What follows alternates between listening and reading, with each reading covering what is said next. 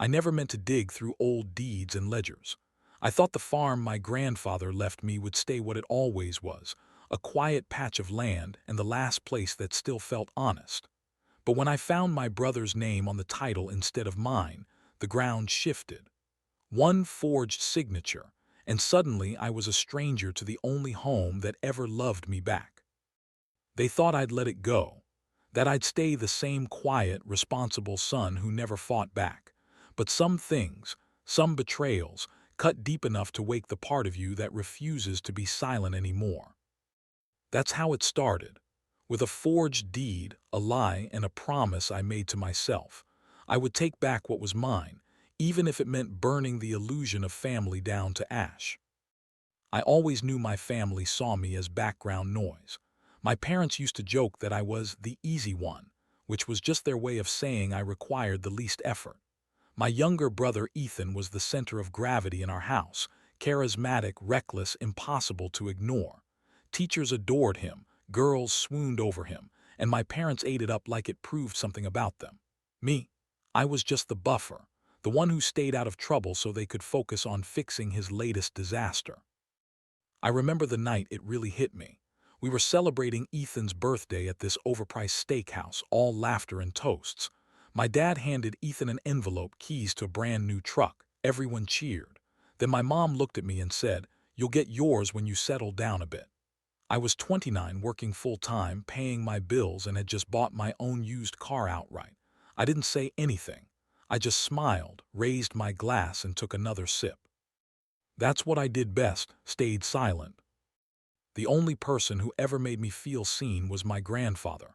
He lived on a quiet patch of farmland 2 hours outside the city, a place that smelled like hay and diesel and home. He'd sit me down on the porch with black coffee and say, "You don't need to outshine anyone, boy. Just keep your word and pay attention." When he passed last year, I thought I'd lose the last person who actually understood me. But then came the will reading. Turns out he'd left me the farm, title and all. My parents and Ethan got sentimental heirlooms and a few bonds, but the land was mine. It was like a final nod of approval from the only man who ever believed I was worth something. My parents congratulated me through clenched smiles. Ethan made a few jokes about free rent in the countryside. And I told myself I'd take care of the place the way Grandpa wanted. A few months later, I got a letter from the county assessor's office about property taxes, addressed to Mr. Ethan Lawson. I thought it was a clerical mistake at first. I called the office, explained who I was, and the woman on the other end said, "Sir, the ownership records show your brother as the current title holder." My stomach dropped. I called my parents that night. Mom claimed it was a mix-up. Dad brushed me off, saying he'd handled some paperwork for efficiency. Ethan didn't even answer.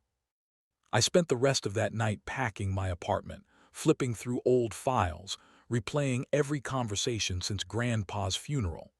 Somewhere between the silence and the lies, I realized something ugly. They'd never seen me as family. They'd seen me as leverage. I didn't know how yet, but I was going to take back what was mine.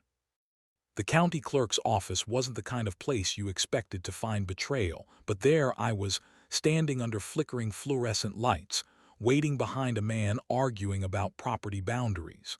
When it was finally my turn, I slid my ID and the notice across the counter and said, "There's been a mistake. The records say my brother owns my land. He does." The clerk, a woman with silver hair and the expression of someone who'd seen too many family disputes, clicked through her computer. "Name?" she asked. "Lawson, Daniel Lawson." Her eyes narrowed slightly at the screen. Ownership was transferred 3 months ago. Looks legitimate. There's a notarized deed on file, witnessed and everything." I felt my pulse quicken. "Can I see it?" She printed the document and slid it under the glass. My signature stared back at me, except it wasn't mine. I could tell by the way the D looped wrong, the way the pen pressure broke near the L. Someone had forged my name. Someone close enough to know what my handwriting looked like. I swallowed hard. "Who notarized this?" She pointed to the bottom corner. "A Susan Dillard, county notary. She's local, probably did it at her home office." Want her contact. I thanked her, tucked the papers into my jacket, and walked outside. The air was heavy, humid, the kind that stuck to your skin. My phone buzzed, Mom. I let it ring out. I wasn't ready to hear her voice, not until I knew the full extent of what they'd done. I called Susan Dillard that afternoon. Her voice trembled when she picked up. Oh yes, I remember that document. Your father came by with both his sons. You weren't there. No, I said flatly. She paused. Well, that's odd. He said you couldn't make it but gave permission by phone. Permission by phone. My father had signed away my inheritance like it was a car title. My chest burned as I thanked her and hung up.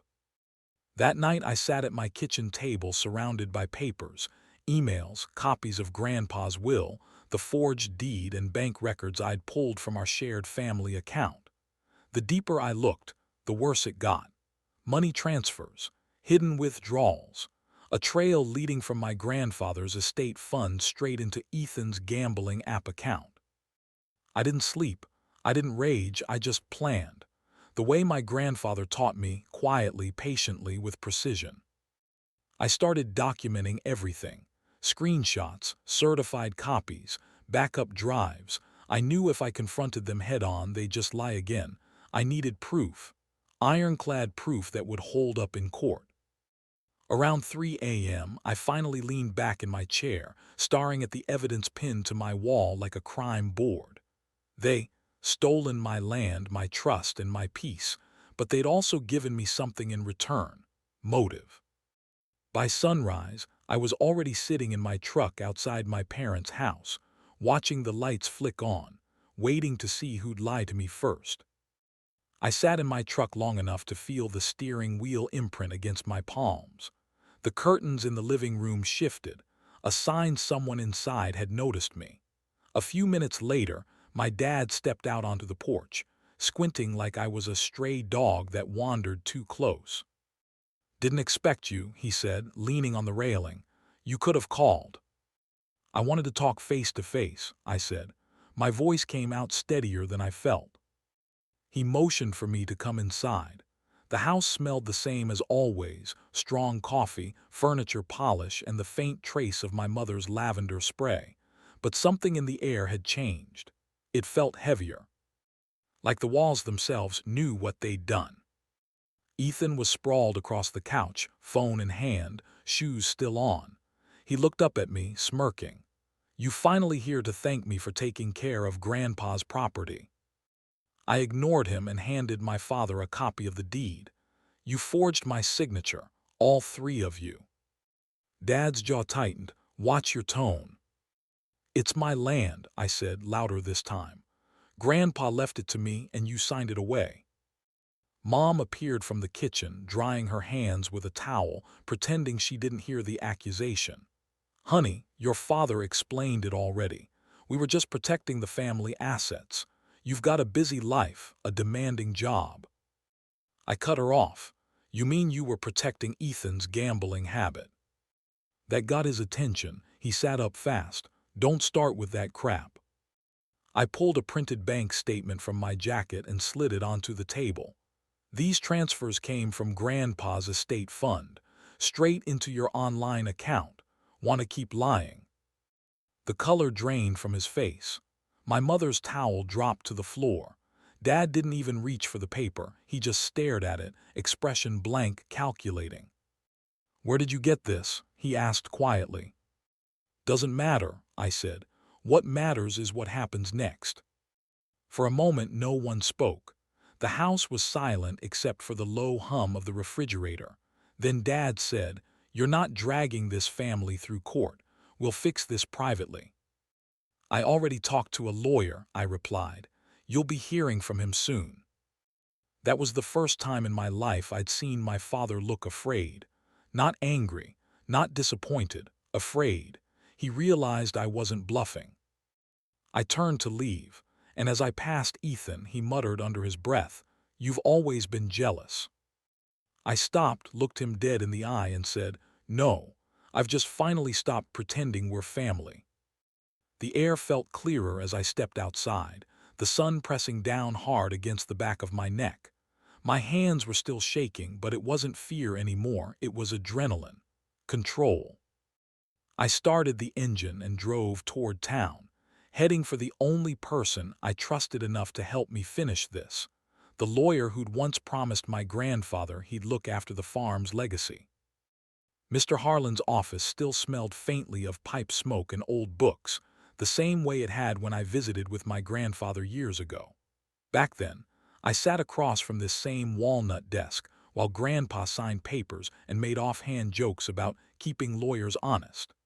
Now I was sitting in the same chair with a forged deed folded neatly inside a folder, proof that honesty had long since left the family.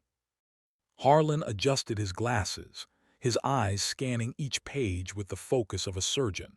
He didn't interrupt or sigh, just turned one document after another until the entire pile lay between us like a crime scene. "When did you first notice something was off?" he finally asked. "When the county sent a tax notice in my brother's name," I said. "Then I called the notary. She said my father claimed I'd given verbal permission." He leaned back, eyebrows raised. "That's fraud, Daniel, clear as day." I'd expected validation to feel satisfying, but instead it made me nauseous. "Can we undo it?" He nodded. "Yes. We'll file a motion to nullify the deed and pursue damages if we can prove intent.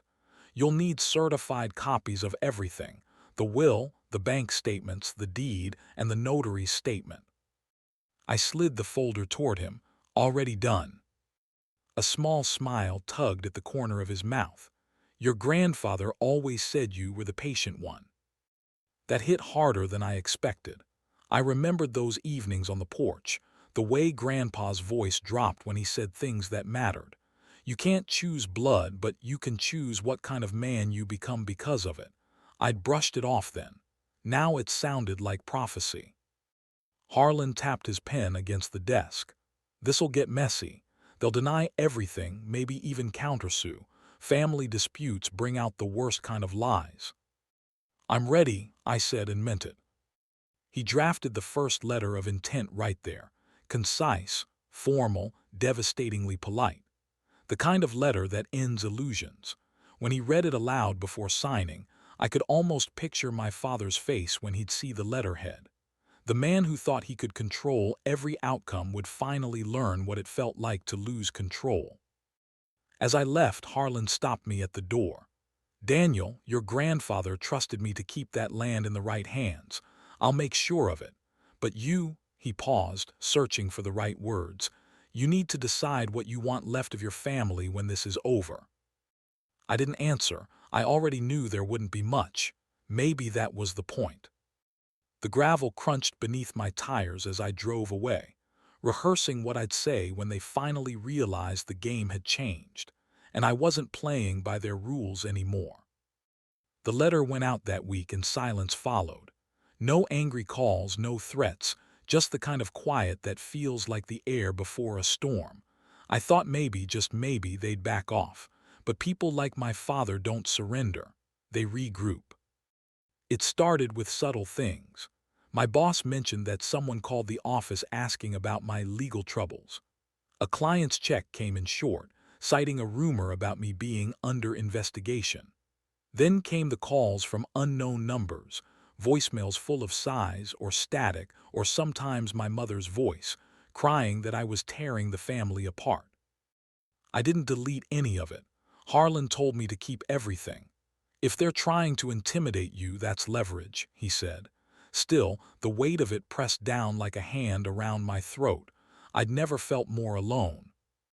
Ethan finally texted me after weeks of silence. "You're making a mistake. Dad's not the enemy." I didn't respond. The truth was simpler than he could handle. Dad wasn't the enemy, he was the architect. Ethan was just the blueprint he'd perfected, charming, selfish, and entirely dependent on someone else to clean up the mess. A few days later, I came home to find my front door unlocked. Nothing stolen, just shifted. The drawers in my desk were open, papers slightly rearranged. Someone had been inside. The police took a report, but without forced entry, there wasn't much they could do. That night I couldn't sleep. I kept picturing my father's key ring, the one with the extra silver key I'd forgotten he had from helping me fix the lock when I first moved in. It wasn't paranoia anymore. It was a message. So I set up my own. Small cameras in the hallway, motion sensors in the entryway, a spare key reprogrammed and rehidden. If they wanted to play dirty, they'd find out I wasn't the quiet son anymore. The next day, Harlan called. "They've filed a motion to dismiss," he said, "claiming you willingly transferred the property and are now fabricating fraud to extort your family." I laughed. A short, bitter sound. "That sounds exactly like him." "Good," Harlan replied, "because it means he's nervous." It was strange how clarity came not from calm but from conflict. Every attempt to scare me only confirmed they were losing control. For the first time, I wasn't reacting, I was orchestrating. When the hearing date arrived, I stood outside the courthouse watching Ethan and my parents walk in together, dressed like a family that still believed appearances could hide rot. I followed them through the doors, ready to make sure everyone inside learned the truth. The courtroom smelled like old wood and tension. My father sat 2 rows ahead, shoulders squared, pretending he wasn't scanning the room for me. My mother wore her Sunday dress, clutching a handkerchief like she was the victim. Ethan leaned back in his chair, confident smirk plastered on his face. He looked like someone who thought charm could bend law. My lawyer, Harlan, didn't bother with theatrics. He slid the evidence folder onto the bench with the precision of a man who knew every word inside mattered. "Your Honor," he began, "we intend to show that this deed was falsified through forged documentation, fraudulent notarization, and financial coercion by immediate family members." Dad's lawyer immediately objected, trying to turn the case into a family misunderstanding. The judge, a woman with sharp eyes and zero patience, cut him off. "We'll determine what kind of misunderstanding involves forgery," she said. The next hour felt like peeling a bandage off a wound that never healed. Harlan presented the notary's written statement, the matching bank records, the deed comparison. The screen showed my forged signature magnified 20 times, and I felt something shift in the room. Even Ethan's smugness cracked for half a second. Then my father took the stand. He spoke with that calm, paternal tone I knew too well, soft, measured, manipulative. "It was never about stealing," he said. "Daniel's always been detached. He didn't want responsibility for the land. We just ensured it stayed in the family." Harlan stood. "Did he ever say that to you?" Dad hesitated. "Not directly, but—" "Then how did you justify signing his name?" That question hung in the air like a blade. My father's lawyer objected again, but the judge waved him down. My dad looked at me for the first time since I walked in. There was no guilt in his eyes, just the faintest flicker of fear. When Ethan took the stand, it was worse. He tried to charm his way through the testimony, calling the whole thing a paperwork mix-up. But when Harlan displayed the gambling transaction receipts, his voice cracked. "Those were loans," he said. "From an estate fund?" Harlan asked. The judge leaned forward. "Mr. Lawson, do you understand that this is perjury territory?" The silence that followed was the loudest sound I'd ever heard. By the time we left the courthouse, the judge hadn't ruled yet, but everyone in that room knew what the verdict would be. My parents avoided my gaze on the way out like looking at me might burn. Ethan brushed past, muttering something I didn't catch. It didn't matter. Outside, the sky hung gray and still. I felt no victory, no relief, just a hollow kind of calm. Winning wasn't the hard part. Living with what came next would be. That night, when Harlan called to say the judge wanted a follow-up hearing for the final ruling, I realized I wasn't done yet. There was one more thing I needed to uncover before it was over. I drove straight to the farmhouse after Harlan's call. The gravel crunched beneath the tires, the sound sharp in the silence. The place looked smaller now, stripped of its warmth, like even the walls were holding their breath. The porch light had burned out months ago, but I could still picture my grandfather sitting there, boots propped up, coffee steaming in his hand. Inside, dust motes floated through the air, catching the faint light from the window. I hadn't set foot here since the funeral. The air smelled faintly of oil and cedar, and under it all something else. Paper, maybe, faded memories. I moved through the room slowly, checking drawers and cabinets, not sure what I was looking for. Maybe closure, maybe proof. Somewhere between the hall closet and Grandpa's old desk, I found it, a worn leather ledger wedged behind a stack of tax records. The binding was frayed, the corners softened by age. His handwriting covered the pages in neat, deliberate lines. At first it was all routine entries, crop expenses, livestock sales, maintenance costs. Then the tone shifted. March 18th. Told Daniel's father he's not to touch the trust fund again. I fear he will anyway. April 2nd. Drafted letter for Daniel. May he never have to see his family fight over this land. My throat tightened. There were more notes, each one documenting how my father had tried to siphon funds from the estate years before. Grandpa had caught him, warned him, forgiven him. Again and again. Until finally. July 12th. Changed will. Daniel alone will inherit. He's the only one who values the truth. I sat there for a long time, staring at that sentence until the ink blurred through my tears. All those nights I'd questioned whether Grandpa really trusted me. This was the answer. He'd known exactly who my father was. At the back of the ledger, tucked between two pages, was an envelope addressed to me in his careful script. Inside was a single-page letter. If you're reading this, then you already know what they've done. Don't let them make you bitter, boy. Protect what's yours, but never forget, peace is worth more than revenge. I folded the letter and slipped it into my jacket pocket. I wasn't sure what peace looked like anymore, but I knew one thing. This ledger would end any argument in court. On my way out, I paused at the doorway and looked back. The floor creaked under my boots, the way it used to when Grandpa walked across it. I whispered a quiet thank you and locked the door behind me. The drive back felt different this time, lighter somehow, even as storm clouds rolled across the horizon. When I handed the ledger to Harlan the next morning, he smiled faintly and said, "This isn't just evidence, it's the nail in their coffin." When the second hearing began, the courtroom felt colder. Maybe it was the air conditioning, or maybe it was because everyone knew this was the end. My parents sat closer together this time, their lawyer whispering frantically between them. Ethan didn't show. That said more than any testimony ever could. Harlan placed the ledger on the evidence table like a weapon wrapped in leather. The judge glanced at it, brow furrowing. "Mr. Lawson," she said, addressing me, "you're certain this was written by your grandfather?" "Yes, Your Honor. It's his handwriting, his initials on every page. The notary who handled his will can verify it."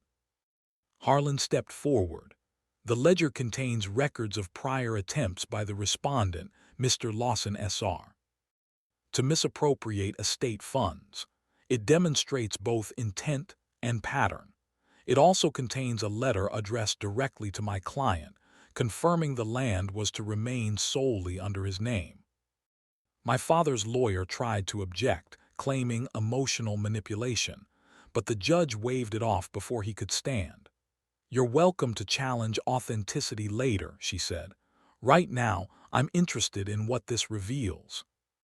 Harlan flipped open the ledger and began reading excerpts. My father's shoulders sank with each line. The words weren't just condemning, they were personal. My grandfather had written everything he couldn't say aloud. Every warning ignored, every disappointment buried under forced smiles. When Harlan reached the entry that named me, the one where Grandpa wrote I was the only one who valued the truth, my mother started crying softly. My father didn't move. For a moment I thought he might speak, but he didn't. The judge sat in silence for a few seconds after Harlan finished.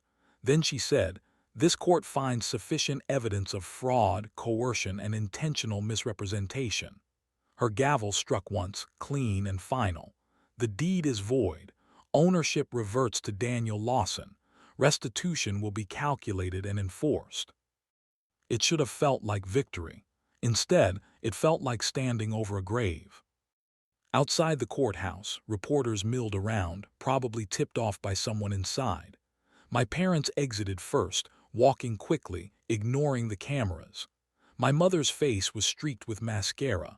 My father's was a mask of rage held together by pride. When he caught sight of me, he stopped. "You've destroyed this family," he said quietly. "No," I replied. "You did that years ago. I just stopped pretending not to notice." For a second I thought he might hit me, but he didn't. He just turned and walked away, shoulders slumped, the way old men do when they finally realize they've lost more than they can fix. Harlan caught up to me at the steps. "It's over," he said. I shook my head. "No, it's finished legally, but over." I looked at the courthouse doors closing behind my parents. "Not yet." He studied me carefully. "What are you planning?" "Nothing they'd expect," I said. That evening, I drove back to the farmhouse one last time, intent on deciding what kind of future I wanted to build on the ruins they left behind. The dirt road to the farmhouse looked different now, like it recognized me again. The grass had grown tall along the fence line, swaying in slow waves. When I parked near the barn, the air smelled of rain and cedar. I unlocked the door and stepped inside, half expecting to feel that same heaviness that used to cling to the walls. But it was gone. The silence wasn't oppressive anymore. It was peaceful. I walked through each room slowly, fingertips brushing against the rough wood of the door frames. The sun cut through the window, landing on the same spot where Grandpa used to sit and polish his tools. Dust floated in the light like tiny ghosts, but they didn't scare me anymore. They felt like reminders of everything that was finally mine again. In the kitchen, I found a box I hadn't noticed before, tucked beneath the sink. Inside were old photos. My grandfather in his army uniform, my father as a kid, my mother holding me in her arms. For a moment, I couldn't tell who any of them really were anymore. The family in those pictures looked happy, simple, innocent. The people I faced in court felt like strangers who had borrowed their faces. I sat down at the table with the box open in front of me. For years, I thought I wanted revenge, wanted them to feel the humiliation I'd carried all my life. But now that I'd won, it felt hollow. The land was mine again, but the cost was everything else. The sound of gravel outside broke the stillness. My chest tightened as I stood and glanced through the window. Ethan's car. He stepped out slowly, hands raised, no swagger this time. He looked smaller, drawn out, like life had been draining from him for months. When he reached the porch, he hesitated. "Can we talk?" I opened the door, but didn't invite him in. "I didn't know Dad forged the papers," he said. "I swear I just thought." "Stop," my voice came out sharper than I meant. "You signed the loan withdrawals. You let him use my name. You knew enough." His eyes dropped to the floor. "I did some stupid things, yeah, but I didn't want this. I didn't want to lose you, man." It was almost believable. Almost. But I'd learned that guilt isn't the same as change. "I don't hate you," I said quietly, "but I can't keep you in my life, not like this." He nodded, eyes glassy. I figured. He turned, walking back to his car, shoulders slumped in a way I'd never seen before. For the first time, he didn't look like my rival. He just looked lost. When the sound of his engine faded, I leaned against the porch railing, watching storm clouds gather in the distance. The wind picked up, carrying the faint smell of rain again. Maybe this place could heal. Maybe I could, too. Inside, I found Grandpa's old coffee tin on the counter and poured myself a cup, sitting in his chair for the first time since he died, ready to face what came after justice. The storm broke just after dusk. Rain came down hard, hammering the tin roof until it drowned out every thought. I sat in Grandpa's chair, coffee gone cold beside me, watching the lightning flash against the fields. Each strike lit the horizon for a heartbeat, enough to remind me that the land was alive again, even if everything else had fallen apart. For the first time in months, I didn't feel anger or victory, just quiet, the kind that seeps into your bones and forces you to feel the emptiness underneath everything you've won. The farmhouse creaked with the wind. I could almost hear Grandpa's boots across the floorboards, his voice low and calm. You can't control what breaks, but you can decide what you build next. That thought stayed with me as I stood and looked around. The place needed work, repairs, repainting, maybe a new porch light, but it was mine. No more signatures forged, no more debts hidden behind family business. Every splinter, every crack, every inch of soil belonged to me now, and somehow that felt like enough. I took the ledger from my jacket and placed it on the table where Grandpa used to do his books.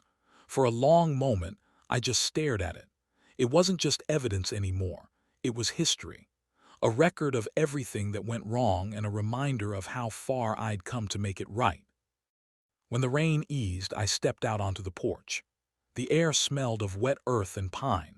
The fields shimmered under the weak glow of the porch light, and for once I didn't think about what my father or Ethan might be doing. I didn't think about courtrooms or forged papers. I just listened to the rain dripping from the eaves, steady and rhythmic, like time exhaling. Harlan called earlier to say the restitution had cleared, that I could close this chapter for good. But closure isn't paperwork. It's the moment you stop needing anyone else to acknowledge what happened. I walked down to the edge of the field where the soil was dark and rich. The air was still heavy with the smell of rain. I knelt, dug my hands into the dirt, and felt it cling to my skin. This land had carried generations of our mistakes, our pride, our greed, and somehow it still forgave us. As I stood, the clouds began to break apart, letting the first sliver of moonlight through. It fell across the porch, across the fields, across me. I wasn't the quiet one anymore. I was just the one who stayed.